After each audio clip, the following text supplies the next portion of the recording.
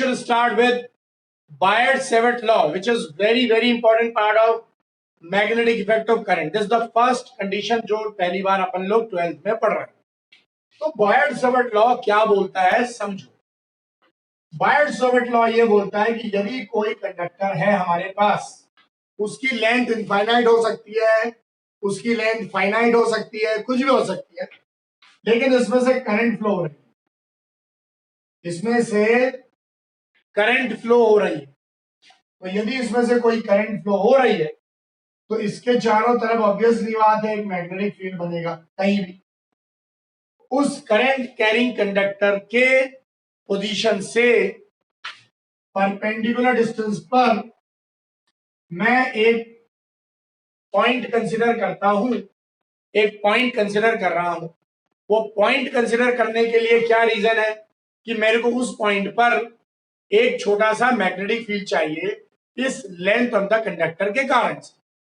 लेकिन उसके लिए भी इंपॉर्टेंट फंडा है कि मैं इस कंडक्टर का पूरा वैल्यू एक साथ नहीं निकाल सकता. इसीलिए इस कंडक्टर के पूरे पाथ की जगह पे मैं एक बहुत छोटा सा लेंथ कंसीडर करता हूं. वो लेंथ जो है यहां से यहां तक, उसको बोलते हैं अपन लेंथ एलिमेंट, जो तुमने 11th क्लास में पढ़ा हो. लेंथ एलिमेंट को हम लोग रिप्रेजेंट कर देते हैं मान लो m और n से. ये हमारे पास लेंथ एलिमेंट का लेंथ होता है dl, बहुत छोटा सा लेंथ है. यहां से मैं इस पॉइंट जहां पर मेरे को मैग्नेटिक फील्ड निकालनी है इस लेंथ एलिमेंट के कारण से, उसको मिला देता हूं मैं.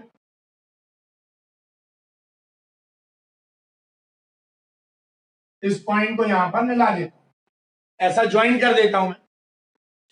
तो ज्वाइन करने के बाद क्या होगा, मैग्नेटिक फील्ड की वैल्यू आ जाएगी dB इस जगह पे. dB क्यों? क्योंकि तुम्हें पता है पूरे लेंथ का हमको वैल्यू नहीं निकालना है, हमको पूरे लेंथ की वैल्यू नहीं निकालना है, हमको क्या निकालना है, छोटे से लेंथ की वैल्यू निकालनी है, इतने से पार्ट की बस. और कंडक्टर में करंट फ्लो हो रही है I. अब वो कंडक्टर में करंट छोटे से पार्ट में फ्लो हो रही है कि पूरे कंडक्टर में फ्लो हो रही है, that will remain same, that will remain same. तो यहां पर dl हमारे पास लेंथ है, उससे मैंने एक स्लांट डिस्टेंस ले ली है इस जगह पे जो कि पॉइंट P कहलाती है. इस पॉइंट P पर हमारे पास dB मैग्नेटिक फील्ड है और इसकी लेंथ हम लोग ले लेते हैं r, इसके स्लांट डिस्टेंस की वैल्यू ले लेते हैं हम लोग r. ये ध्यान रखना. और यहां पर एक छोटा सा एंगल कंसीडर करते हैं. यहां ध्यान से सुनना, ये जो m पॉइंट है, यहां जो स्लांट डिस्टेंस गया है, इस पे हम लोग ने एक वर्टिकल डाउनवर्ड एंगल ले लिया हमने थीटा. ये सबको दिख रहा होगा थीटा. तो ये हमारे पास जो थीटा है और इसमें से जो करंट फ्लो हो रही है, इसका जो ट्रांसवर्सल डिस्टेंस इस लेंथ एलिमेंट से कितना है, P तक का ट्रांसवर्सल डिस्टेंस है r. इसीलिए इसके कारण से इतनी छोटी सी लेंथ जो है उसके कारण से छोटी सी मैग्नेटिक फील्ड की वैल्यू मिल रही है dB. तो दिस इज मैग्नेटिक फील्ड. तो अब सुनना, यहां पर जो dB है वो किस पे डिपेंड करेगी, तो यही बता रहा है ये लॉ. तो हम लोग लिखते हैं, अभी लिखना नहीं है, अभी समझना है. According to law we get dB as which depends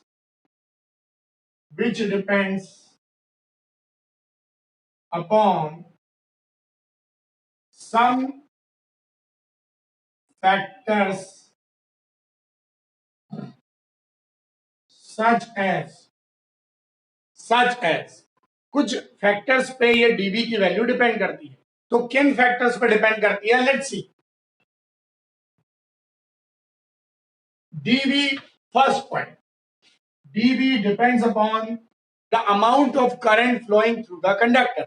So as much as amount of current is flowing, that much the value of dB. That much will be the value of dB. So dB is directly proportional to I. This is the first condition. Second point, dB depends upon the length of the conductor.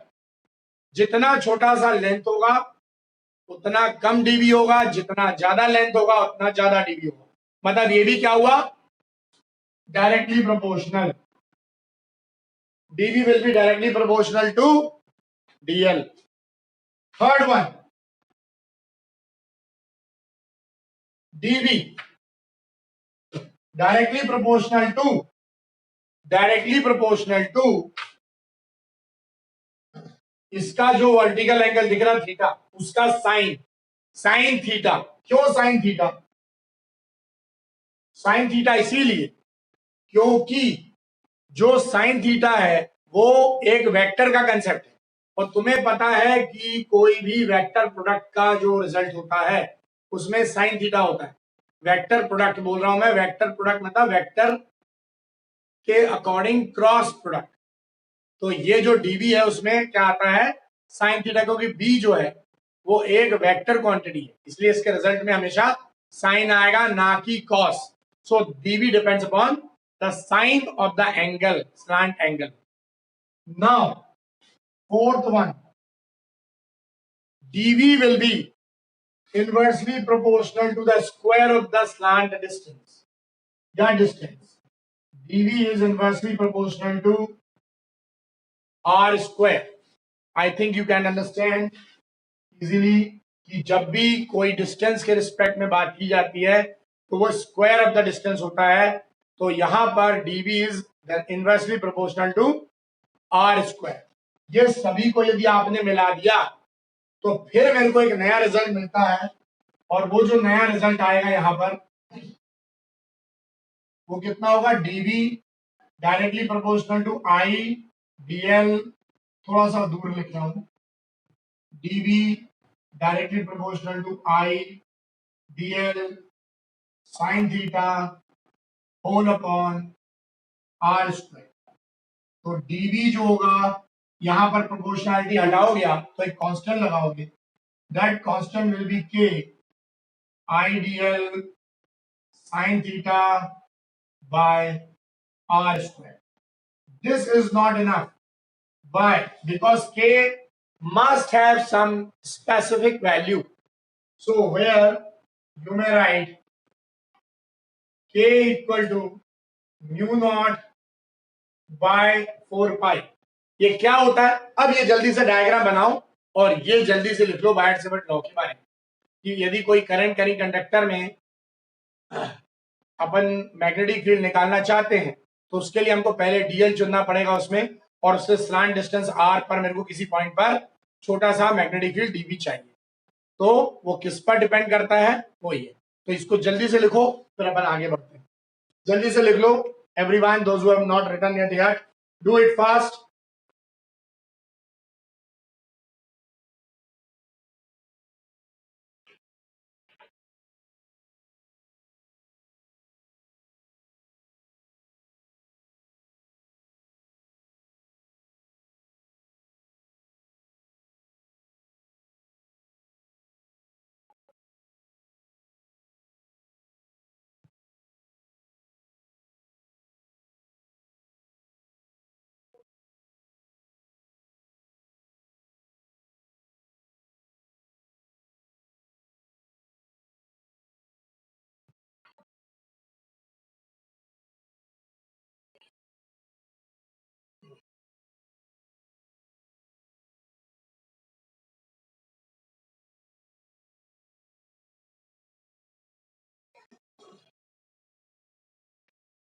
इसकी जो value होती है,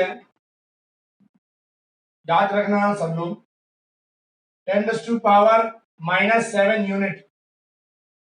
unit SI unit होती है, कितनी होती है क्या होती है वो बाद में बताऊंगा, अभी तो बस इतना ही लिखो।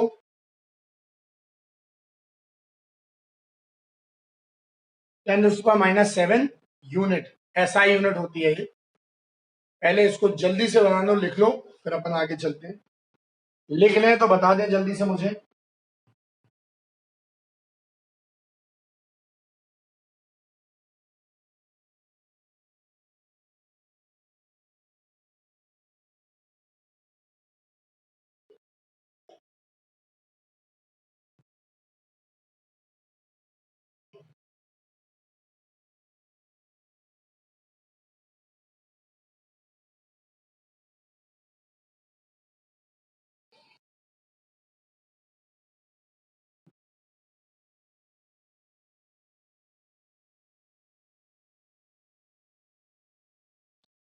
Have you all written down?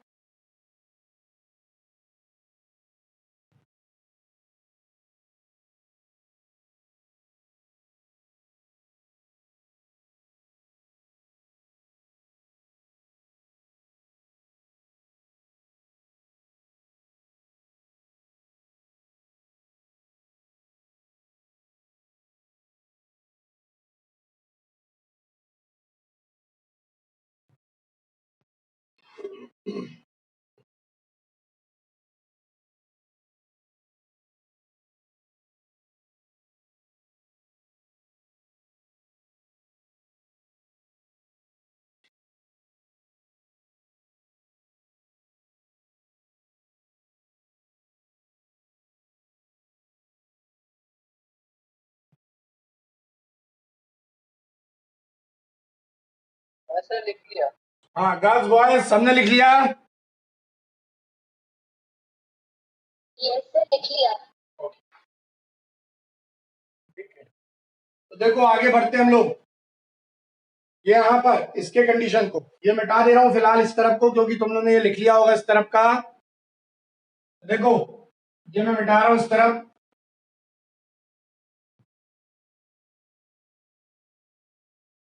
ये 10⁻⁻7 था, मैंने बोला यूनिट है ये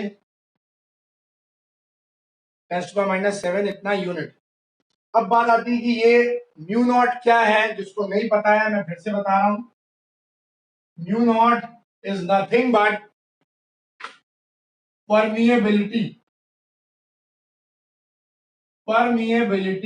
of field lines।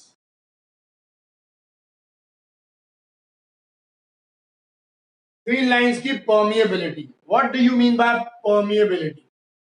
एक हमने पढ़ा था इलेक्ट्रोस्टैटिक में परमिटिविटी, यहां हम लोग पढ़ रहे हैं परमिएबिलिटी।